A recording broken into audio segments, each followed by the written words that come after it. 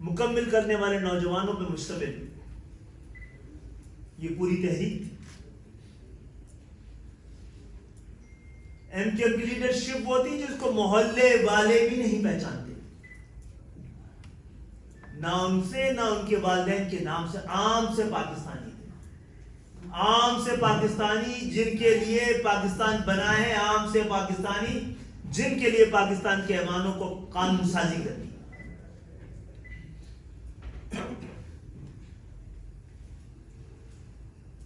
مجھے یاد ہے کہ ایم کیو ایم نے 1987 میں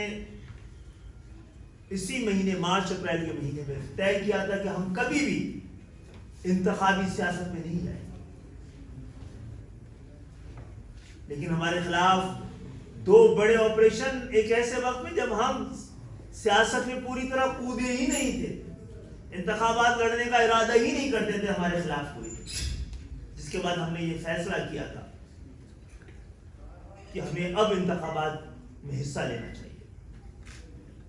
88 میں 30 نومبر کو ہونے والے بلدیاتی انتخابات میں ایم کیو ایم کی آدھی لیڈرشپ یا تو جیلوں میں تھی اور باقی آدھی روپوش میں، اس کے خلاف آپریشن ہو رہا تھا۔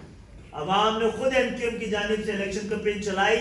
خود کھڑے ہوئے، کیونکہ ہم میں سے اکثریت کی عمر 25 سال نہیں تھی۔ ہمارے پاس بینرز اور پوسٹرز کے لیے وسائل نہیں تھے۔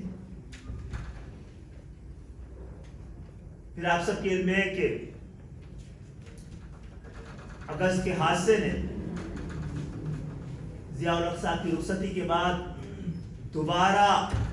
جمہوریت کو موقع ملا، عام انتخابات 1988 میں آ گئے، اور جب ایم کیو ایم 1988 کے انتخابات لڑنے جا رہی تھی تو تمام تجزیہ نگار یہ لکھتے تھے، سیاست کے تمام ماہرین کا کہنا یہی تھا کہ جو بلدیاتی انتخابات کے نتائج ہیں کم و بیش ان کے شہری علاقوں میں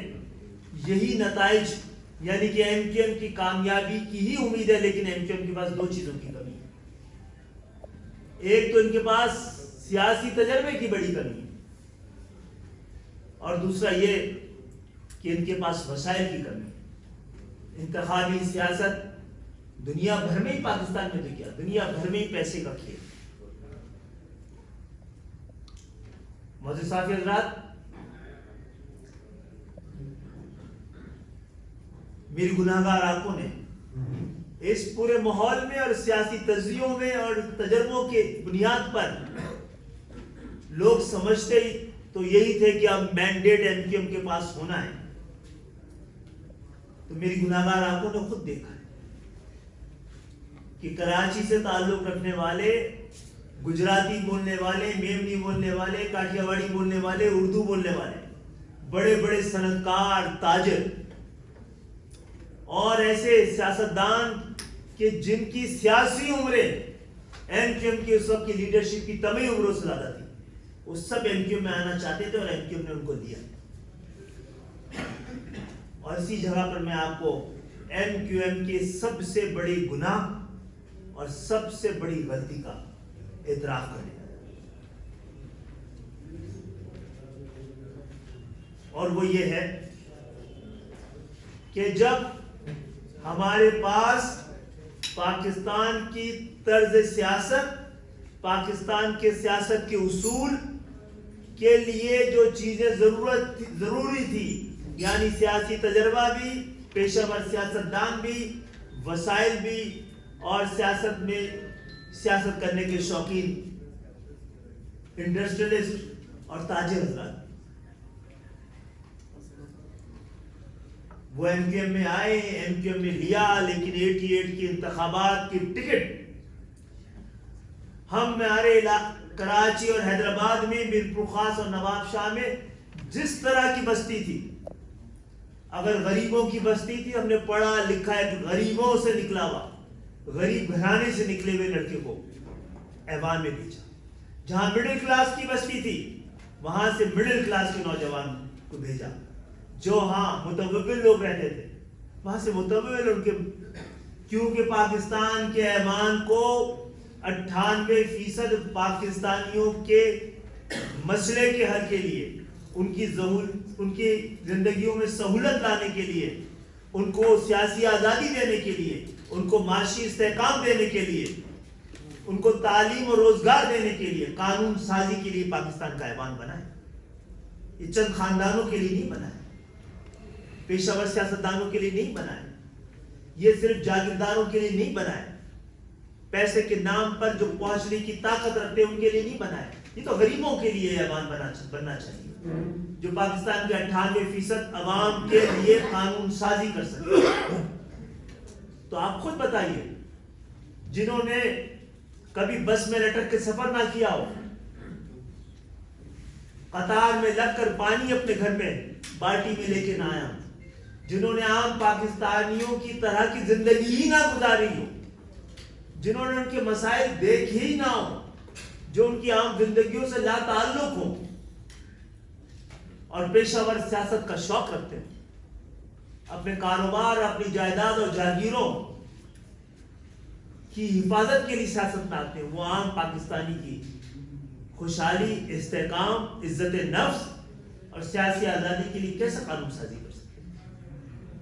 ہم آپ کے پاس اس لیے آئے کہ ہم نے یہ تجربہ کیا اور بڑے مشکل حالات میں کیا اور اللہ تعالیٰ نے ہمیں سرفراز کیا۔ اس کے بعد جو کچھ بھی ہمارے خلاف کہا جاتا رہا ہے، وہ اسٹیٹس کو کے لوگوں کے لیے ہم بہت بڑا خطرہ بن کے ابھرے تھے۔ آپ سب جانتے ہیں، ہم تو 2-3 شہروں سے انتخابات لڑ رہے تھے نا، تو پاکستان کا جو اقتدار مافیا تھا اس کو ہم سے کیا خوف ہو گیا تھا؟ اب سب کے میں ہمارے ٹارچر سیل نکالے گئے، جناح پور کے نقشے نکلے، پھر بعد میں بتایا نا کہ جھوٹ تھا، ایسا کچھ نہیں تھا۔ معاملہ یہ ہے کہ کراچی اور سندھ کے شہری علاقوں میں جہاں ایم کیو ایم رہتی ہے، بستی ہے، سانس لیتی ہے، گھومتی اور پھرتی ہے، وہاں پر ایم کیو ایم سے پہلے اگر اسی طرح جیسے کہ پورٹرے کیا جاتا ہے کہ دودھ اور شہد کی نہریں بہتی تھی اور انصاف اور امن تو ایسا تھا کہ شیر اور بکری ایک گھاٹ پہ پانی پیتے، اگر ایسے ہی حالات تھے تو یہ کمبخت ایم کیو ایم آ کیسے گئے؟ لوگوں نے کون لوگ تھے اس سے پہلے سندھ کے شہری علاقوں کو ریپرزینٹ کرنے کے لیے؟ پاکستان کی بنانے والی مسلم لیگ، اور مسلم لیگ بھی الحمدللہ ہر برانڈ کی مسلم لیگ، الف سے لے کے یہ تک ہر طرح کی مسلم لیگ موجود ہے۔ اگر اسلام کے نام پہ کوئی ووٹ دینا چاہتا ہے تو جماعت اسلامی سے لے کر ہر فقہ، ہر نظریے، ہر ٹوپی، ہر مسلک کی کوئی نہ کوئی ووٹر کی تسکین قلب کے لیے ہر طرح کا سامان، سیاسی سامان موجود ہے۔